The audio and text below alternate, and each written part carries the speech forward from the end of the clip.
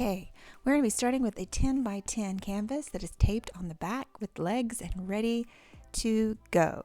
For our embossing part of this project, we are going to be using a hot glue gun. Just need several of our little hot glue pieces to go in the back, and we're going to start making our design.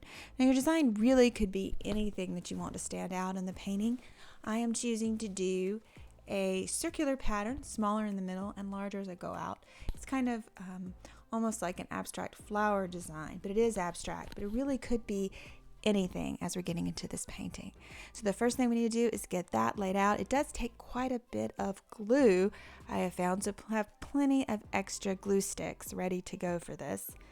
And we're going to continue doing this, and you'll notice me pulling away. That is me pulling away the little pieces or strings of glue that tend to come with using a glue gun. And we'll take care of those at the end. So I'm going to speed this up, and you can see me put down the pattern for this project. It's just going to take me a minute. It is sort of a time-consuming thing depending on how big of a design you want to have on your canvas and how big your canvas is too. This is a fairly small canvas, so it didn't take too long to get it done. As you see, I'm already on the outside working on these circles. If you do make a mistake, you can just pull the glue off before it gets completely cool. You have to be careful not to burn yourself, but it can be done. I'm just going to finish up with the hot glue on the outer edges, and then can move on to the next part of the project, which is to pick off all those little strings that tend to come with hot glue projects. If you're very careful, you won't have a lot of strings, but I had quite a few that I needed to pick off. You can use your hands or you can use tweezers. Either way, you need to get them off before you move to the next step, which is clear gesso. I'm using Liquitex clear gesso. You could use regular gesso. It's just to go over the top of the glue, which tends to be kind of slick, and this just allows the paint to adhere a little bit better. So I'm just taking an old brush and going over that fairly quickly, and it dries super quick.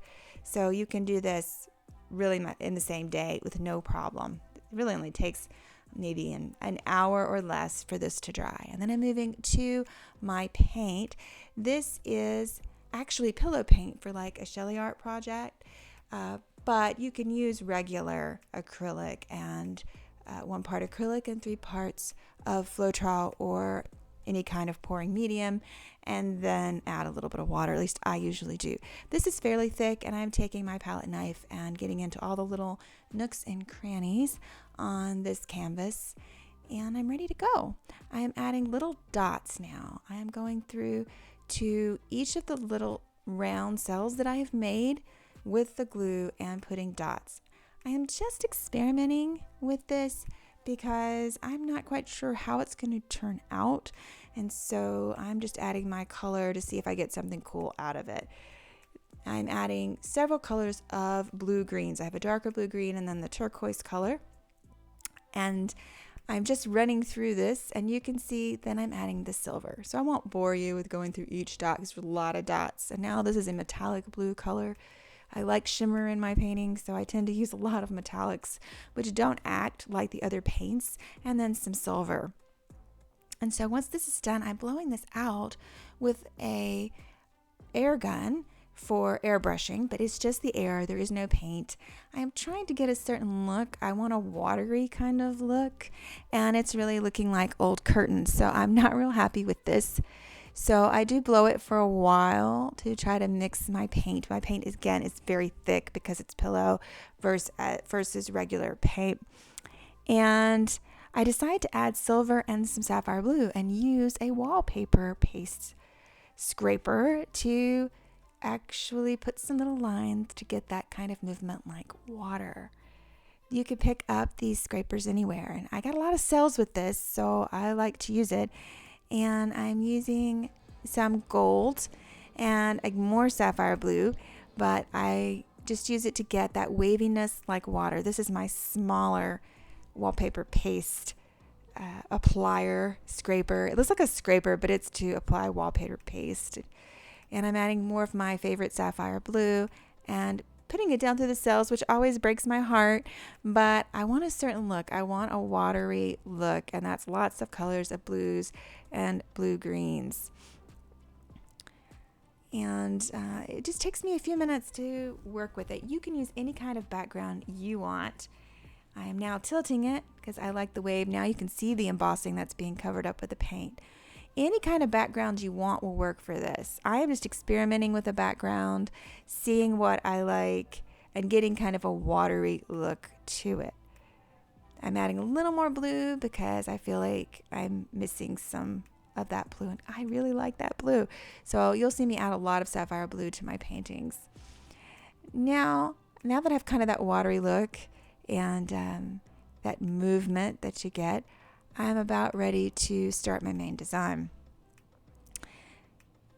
Any color scheme will work for this, and you can even use an old pour painting that you don't know what to do with as a background for this. If you want to, I'm going to be making my mandala / water splash in a metallic white color, and I'm just testing the paint at this point to make sure that it's going to do what I want it to do. This is very thick, and if it stands, then it's going to work. So you may want to work with thicker paint for a project like this because you need it to stand up. You don't want it to run away. So this is a fluid but not so fluid painting. And since it's doing what I want, I'm using the skewer and pulling it through the metallic white. And at first I'm thinking I wanted to do more of a wave look, and I'm just kind of testing my waters. No pun intended. And to see if it's going to work the way I think it's going to work. Because as we all know, sometimes your pour paintings don't always work how you think they are going to. And you can be quite surprised by them. So this is holding up really, really well. And it's going to work for making a splash in my water as I switch gears with what I want to do. I will work really fast with this. I have sped up this video, but I will work very fast. This is a very fast project. I did not do it to be super neat. I'm making a spiral, and I am going through with my skewer and moving inward all the way around my circle. And these are very fast strokes. I am not looking for perfection. This is not supposed to be a perfect flower, even though you probably could make a perfect flower out of it. I'm looking for more of a splash effect. And I will just keep moving in all the way around my spiral.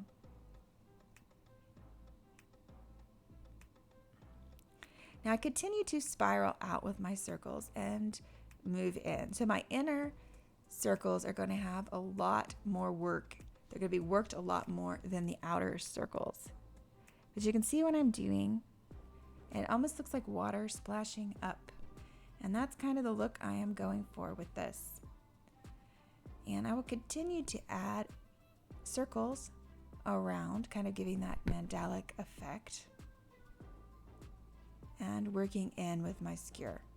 From the bottom, my camera kind of moved a little off and it's not directly in the center, but I am working every side of this circle, the whole circumference of the circle, and moving it inward. I really like using skewers. And now I'm moving outward, and I could blow the outside ring, but I decide not to chance it with my airbrush. And I'm just going outward now. But it would have been really cool to maybe blow it out. And here you can see as I continue to work it and continue to work it outward. So you can work it as much as you want. And there it is. I'm pretty much done with it, and here is a close-up of what it looks like. And I will show you what it looks like also once it's dry and you can see the embossing.